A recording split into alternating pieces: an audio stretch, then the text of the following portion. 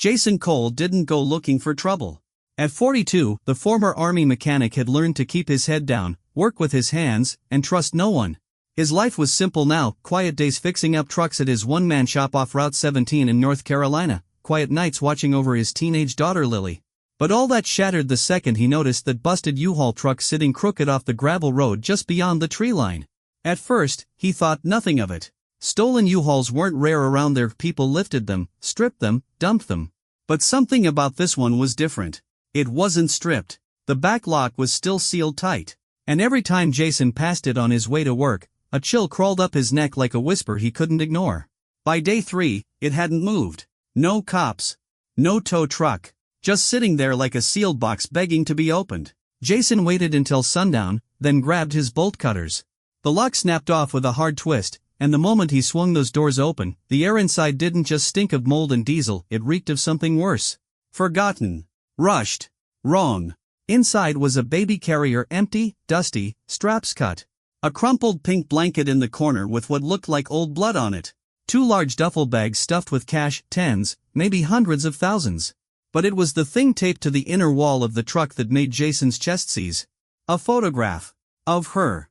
His ex-wife, Marissa Cole. Smiling. Wind in her hair. Standing in front of their old trailer in Georgia.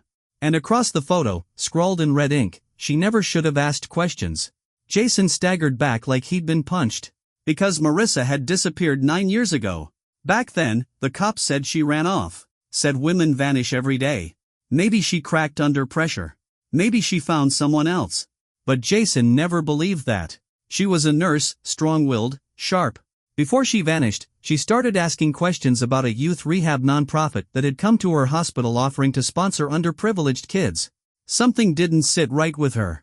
She said they were shady. She thought they were moving kids, not helping them. Then she vanished without a trace. Jason never stopped digging. Never stopped wondering. But time wore him down.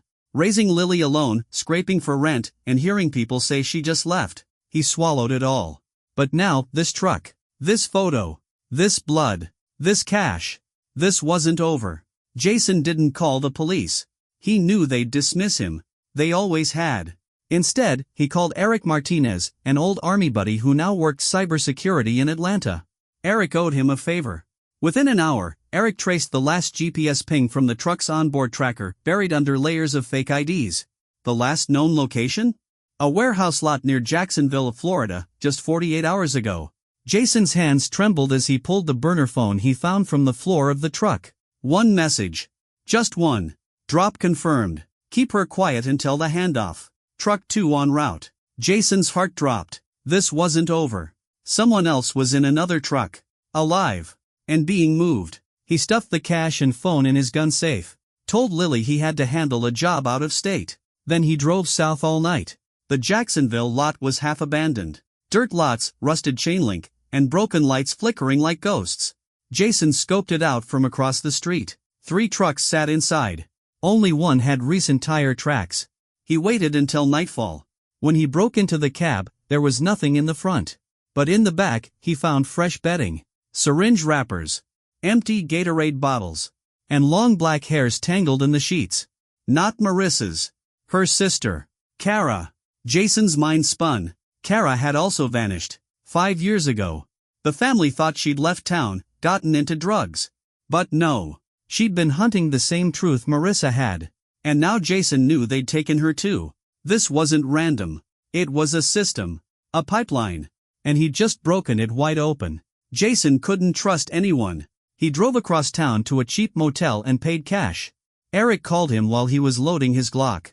The phone's metadata had more. Jason's burner had pinged a private signal tower tied to a shell company in Savannah, Georgia. Connected to dozens of U-Haul rentals. Some recovered. Some still missing. And the next location? A rest stop on I-95. That's where the next truck was headed. Jason didn't hesitate. He followed that signal, tailing it from a safe distance. When he spotted the truck white, faded U-Haul logo, matching plates, he waited until the driver went inside for gas. He didn't think. Didn't blink. He stormed the back, yanked open the doors. And there she was. Kara barely breathing, wrists cuffed to the side rails, lips cracked, eyes swollen shut. She whispered his name like it hurt to say. But she was alive. He pulled her out, laid her on the asphalt, and wrapped her in his coat. Called 911. But before they answered, he did something the old Jason never would have done. He live-streamed it. He told the world what he'd found. Showed the photo. The cash. The girl. The blood. He made it impossible for them to bury the story again. The video went viral in 6 hours. By morning, FBI trucks were everywhere. 2 men arrested. 3 more identified. Kara was taken to a hospital. She survived. She told them everything. And Jason? He sat beside her bed when she woke up. She grabbed his hand and said one name. She's still alive, Jason. Marissa's alive. They're moving her next. Jason didn't sleep. He sat upright in the hospital chair beside Kara's bed, gripping a lukewarm coffee like it was an anchor.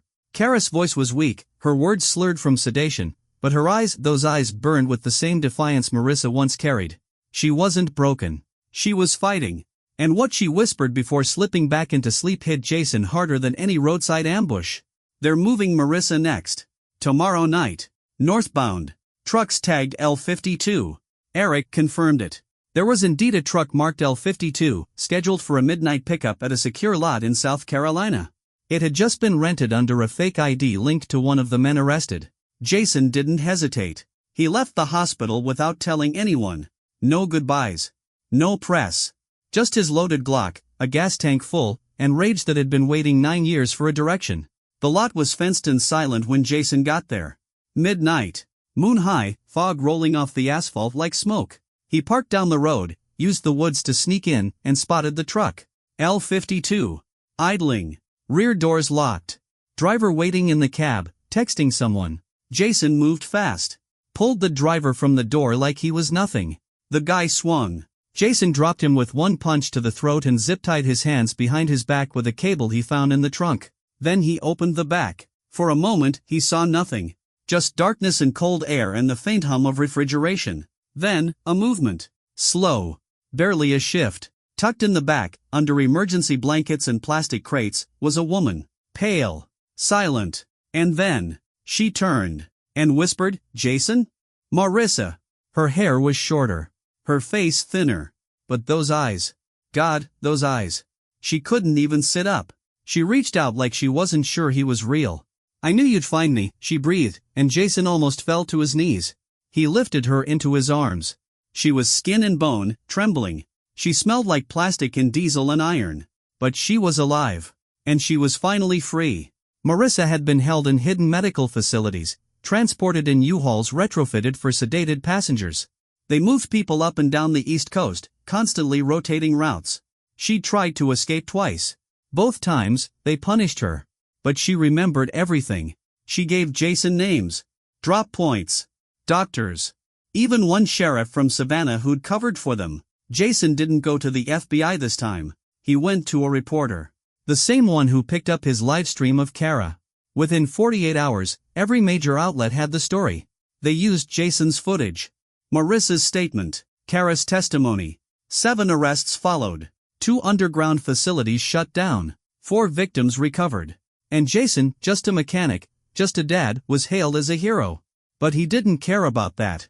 All he wanted was his daughter Lily, back home safe. And his wife, finally sitting at their kitchen table again.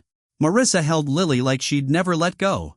They cried for an hour, then just sat there, Jason on one side, Kara on the other. A family, broken, stitched back together by one man who refused to stop looking.